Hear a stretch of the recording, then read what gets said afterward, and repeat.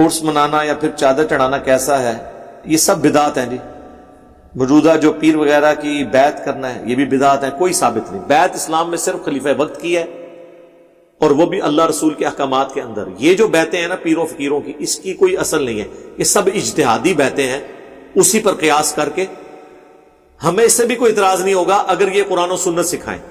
ٹھیک ہے، استاد شاگرد کے رشتے کے تحت اگر کوئی بیعت لینا چاہتا ہے لے لے، لیکن اپنی عبادت نہ کروائے. بتائے قرآن میں، بخاری میں، مسلم میں کیا لکھا ہوا ہے بجائے اپنے بزرگوں کی تعلیمات دینے کے. سب سے بڑی بات، تصوف کے لوگ یہ کلیم کرتے ہیں کہ ہمارے بزرگ اللہ تک، اس کے نبی تک پہنچاتے ہیں.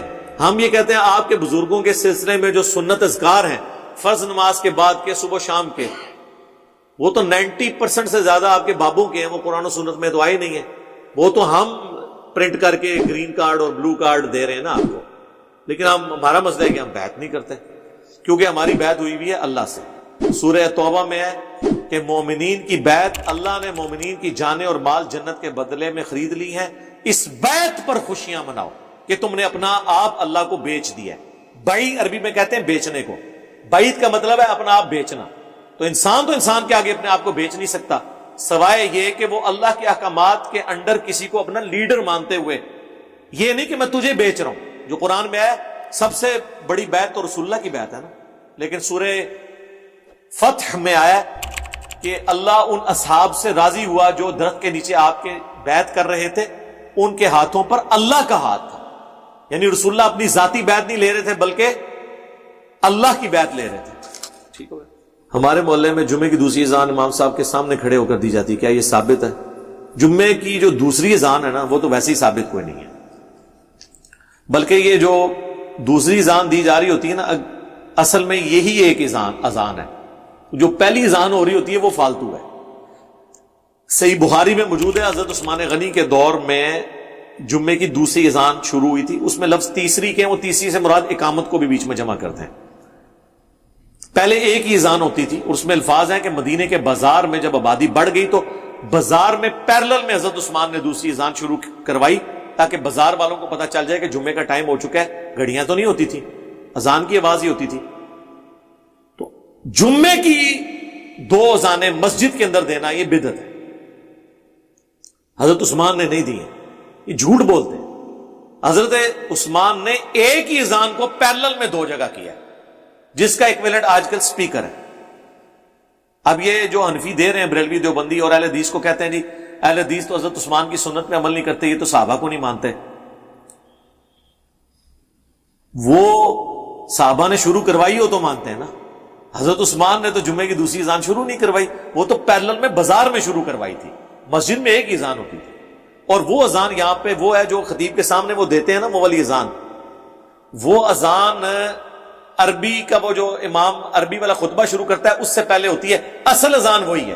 جو 12:30 دے رہے ہوتے ہیں نا وہ اذان فالتو ہے ان کی، کیونکہ حنفیوں کا تو وہ کہتے ہیں نا اصل خطبہ اس وقت شروع ہوتا ہے.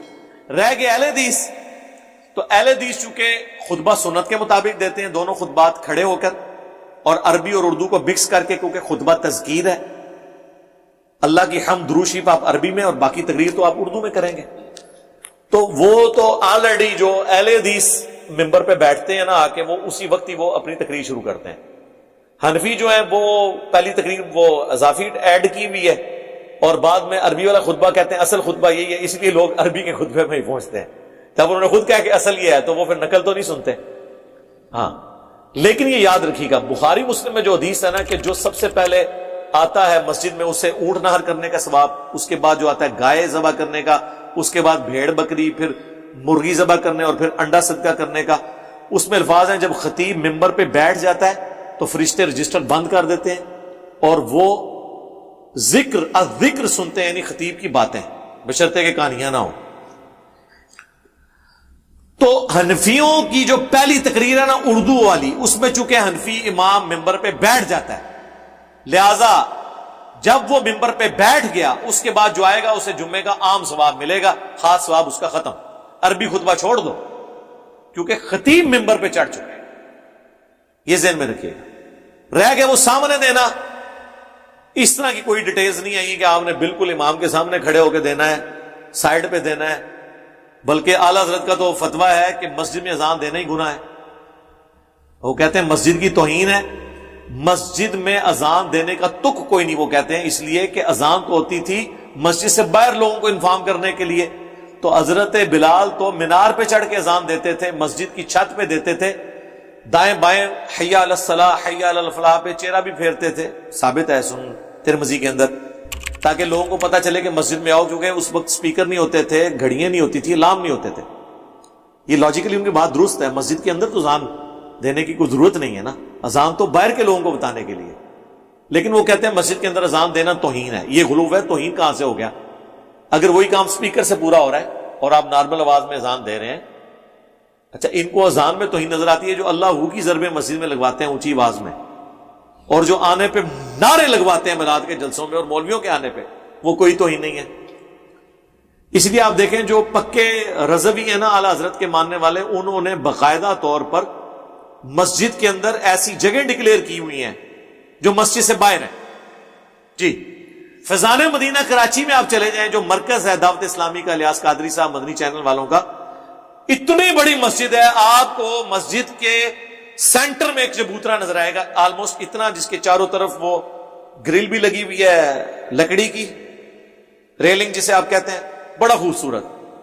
آپ پہلے پریشان ہو جائیں گے کہ کوئی مقبرہ کسی کا بنا ہوا ہے، کوئی قبر بنی ہوئی ہے، یہ کوئی خاص جگہ ہے، ادھر کوئی پانی نکلا ہے، ایسی کہتے ہیں نا بزرگ، اے خوہ پہلے دودھ سی، بزرگاں نے دعا کر کے دوبارہ پانی بڑھایا ہے، کیونکہ بزرگاں نے کھودا سی تو دودھ نکلتا سی بچوں، ساڑھے جیل میں کہتے ہیں وہ دودھ، لیکن پانی بن گیا، تاثیر حالے بھی دودھ ڈالی ہے۔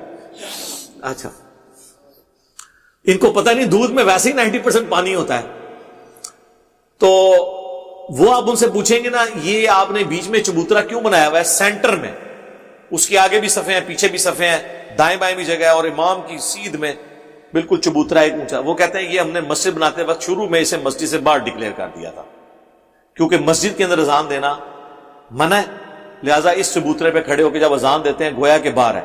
تو اینڈ رزلٹ کیا نکلا؟ اعلیٰ حضرت کا مقصد یہ تھا کہ اذان ہوتی ہے باہر کے لوگوں کے لیے، مسجد کے اندر اونچی آواز کرنا اذان کے لیے مسجد کی توہین ہے، تو توہین تو کر رہے ہو ابھی بھی تم، کیونکہ مسجد کے اندر آواز تو آ رہی ہے۔ یا تو مسجد کے ساتھ ایک کمرہ بناؤ، اس کمرے میں جا کے اذان دو، جتنا شور ڈالنا ہے وہاں ڈالو، جس طرح کئی مساجد کے اندر ہوتا ہے۔ تو لہٰذا یہ چبوترا ہٹائیں جی، اس سے کوئی فائدہ نہیں ہوا چبوترا۔